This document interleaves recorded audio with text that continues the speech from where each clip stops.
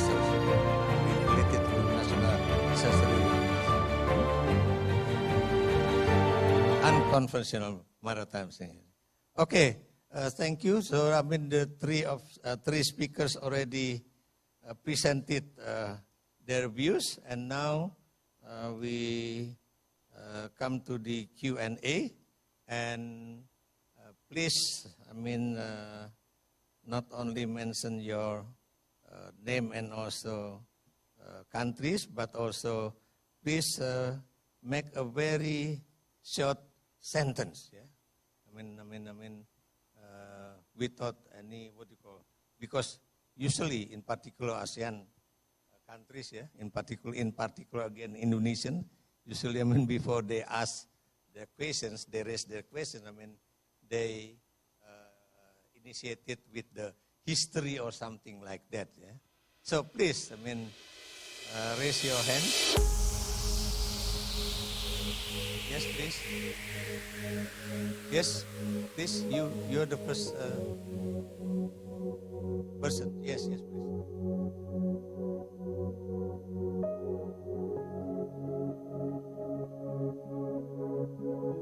Thank you so much indeed for this time.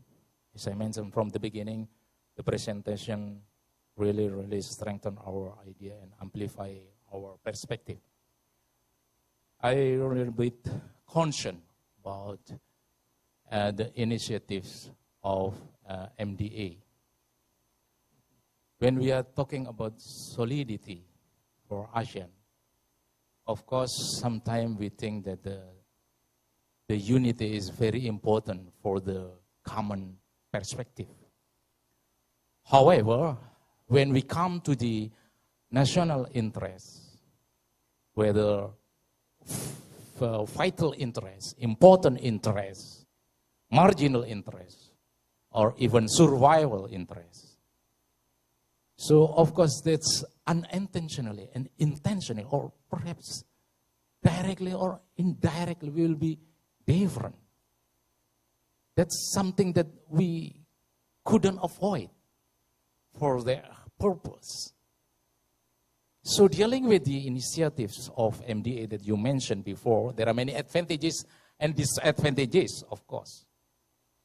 So how can you measure that the initiative should be implemented, should be accepted if blah, blah, blah, blah, blah in that country? Or the initiative of MDA should be ignored because of the country has the condition, blah, blah, blah, blah, blah, blah. So from that measurement, we can count how many countries in the ASEAN that have the common perception. Of course, in this case, we couldn't say that ASEAN will have only one perception, single perception. I don't think so. So that's why I really need, and please explore in detail what is actually the measurement in that case. Thank you so much indeed. Thank you.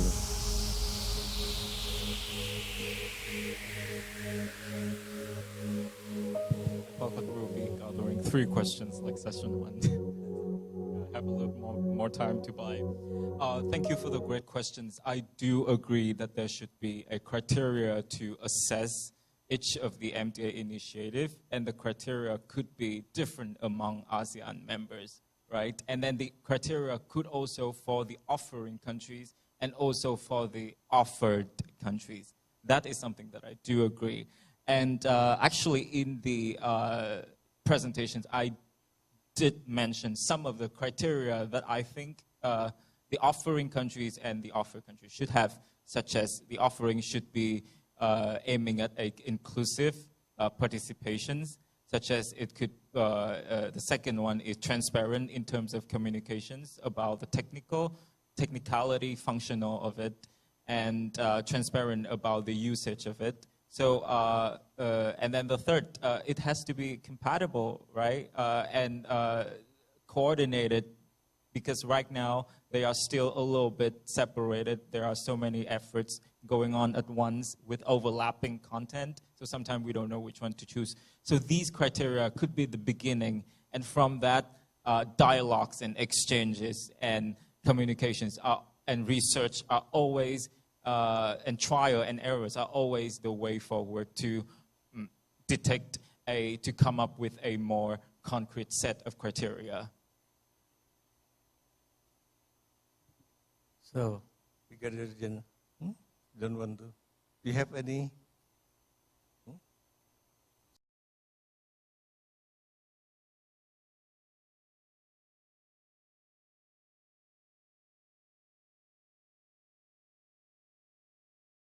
Our discussion this morning, you are most welcome.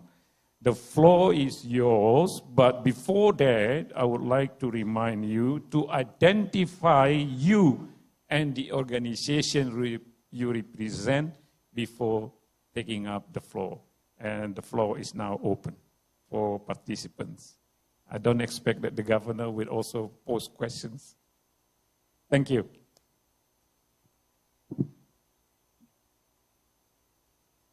Anyone from this side?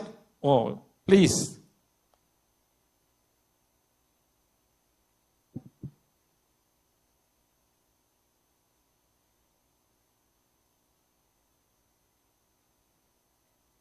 Thank you so much indeed for this opportunity. And thanks a lot for the presentation. Those presentations really enrich and also strengthen, even amplify our perspective and ideas. I am Major General Budi Pramono from Lemhannas. Allow me to raise two questions.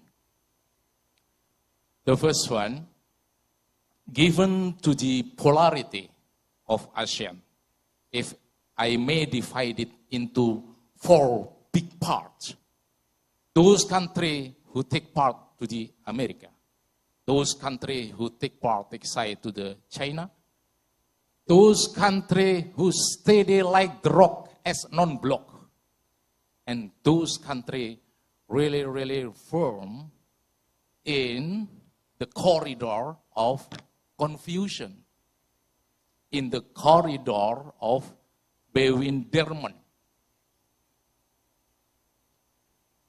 Excellency, Mr. Khotan said that how ASEAN survive. In this case, I really want to know in number, how many percent those countries who take side in US, take side to China as non-block, and even in the corridor of confusion.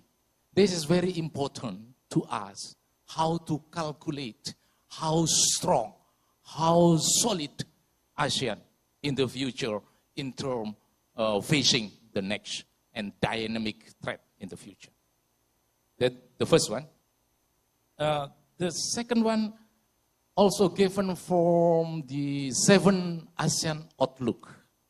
Of course, the first one, we should uphold our international law. This is very important. Why? Because we are living in the international kitchen. We are living in the borderless countries in this planet. Of course, we should uphold our international, especially the principle of the international. And then the cooperation. We couldn't avoid the cooperation. Every conflict happen, we should solve by cooperation or even collaboration. We don't have other system or strategy except the cooperation.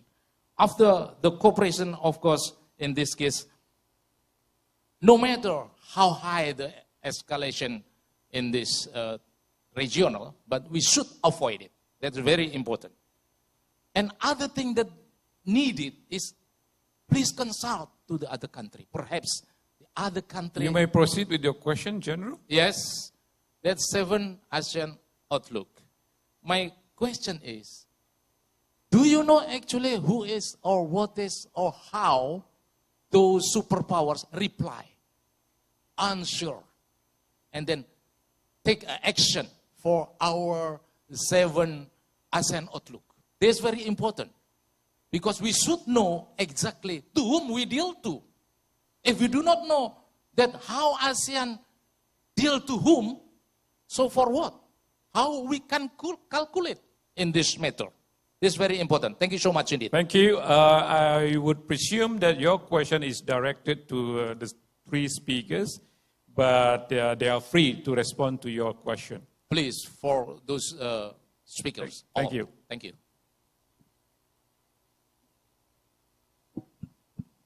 Well, thank you, General Budi.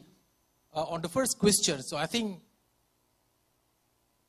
in principle, every country, including especially members of ASEAN, really want, to stay non-aligned. They don't like to be pulled, into one camp or the other. So that's for sure. But my worry is that, when the pressure comes, then, countries would calculate, right, according to their, strategic interest. Then, probably, when there would be the temptation to choose. So at the moment, it's very hard to say that country A and B already in the Chinese pocket, country C and D already in the American pocket, and country E and F confused, or, country F and G is actually non-aligned. So that's actually, I think, the state of play at the moment. So each member of ASEAN still value the so-called strategic autonomy of ASEAN as a whole. So that's why I'm torn with regard to the utility of ASEAN. On the one hand, it cannot solve and manage and respond to this kind of problem.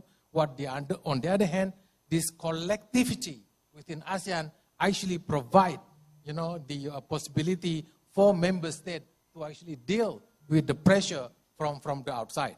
So we're still struggling within that context.